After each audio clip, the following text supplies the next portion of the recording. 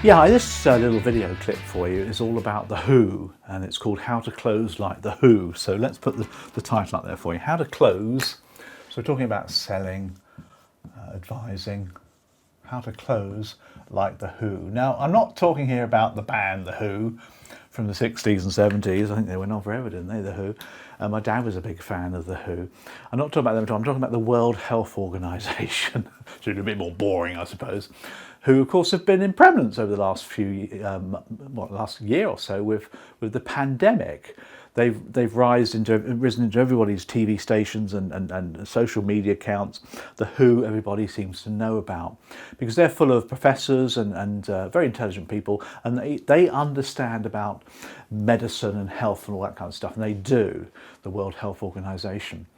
Now, the first diktat that came from the World Health Organization in 2020, when the pandemic kicked off, was the phrase test, test and test, is what they said. And what they meant, of course, was to test, test, test for COVID. That was what they said, and they shouted that very, very early on. I remember it at the time. This was March 2020, when, of course, we weren't testing at all. I think our testing capability was appalling at the time. The Chinese got to grips with it very quickly, by the way. Smart country, that one. Had their critics, but they're very smart people. And they test as much as they can. Now, we've got it sorted now, of course, in this country. We've got our testing. It's taken a year and a half to get there, but you can get a test now, a proper one, overnight, 24-hour test, put the old swab up your nose, job done. You can have a lateral flow test now, which is done, I believe, it takes 20 minutes to get a result. There was 8,000 people at the League Cup final yesterday. They all had their tests and they had to show their results before they were let in. And factories, shops, offices, they've all got the ability to test people.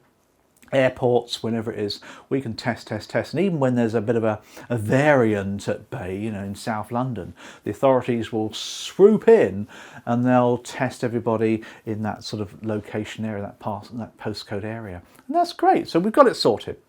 Now, the whole point behind testing, though, was that it gives governments information, guidance, to make decisions, and that's the whole point. Without testing, you can't make decisions. You don't know the impact of your issues, where you are, etc. But with testing, you get data, you can then make decisions, which is what it's about as well. Now, the Who told us this many years ago, last year in fact, so of course they know quite a few things. Now, where am I going with this? Well, I'm talking here about testing in sales. And if you test in sales, it gives you information in order for you to make decisions.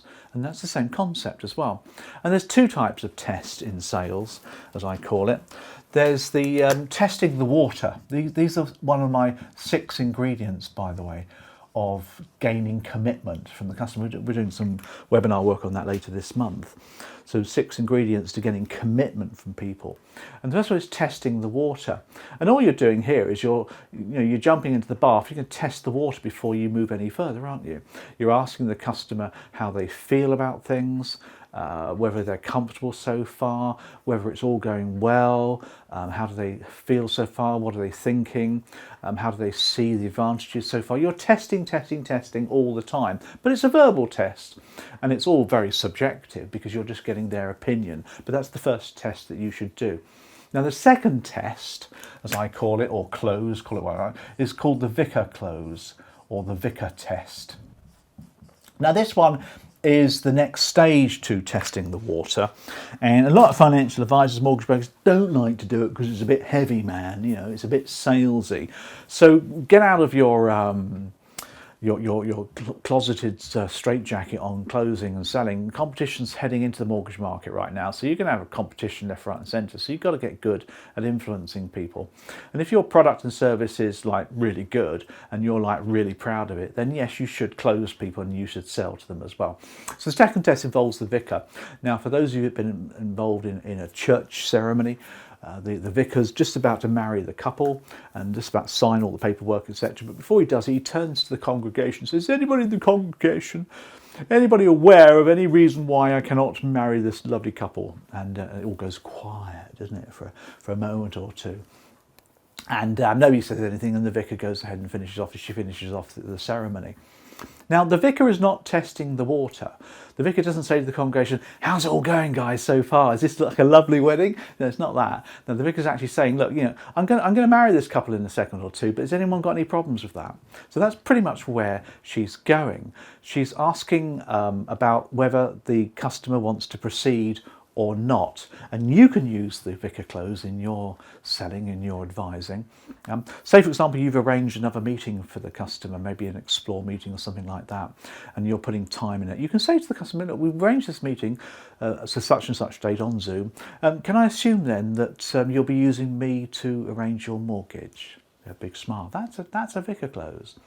So if you've got some numbers to get out, some options maybe on some protection plans, and you're going to post those out or email those out to the customer, you say to the customer, look, if those numbers match what we've talked about and they meet your budget, I can take it then you'll be going ahead with those very, very quickly. That's a vicar close.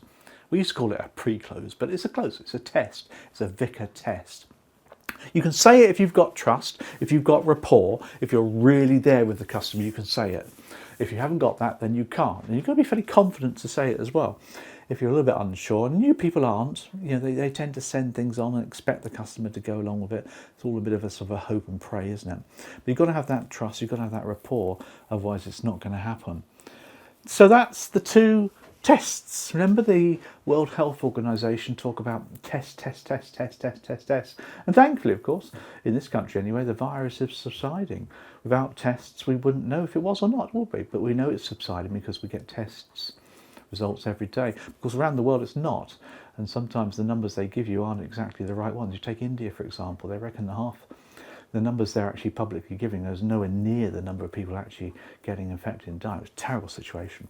But the World Health Organization, they know a thing or two, so just follow what they say. You won't be too bad at all. Let's hope this all gets sorted out. It's all pretty nasty stuff, isn't it?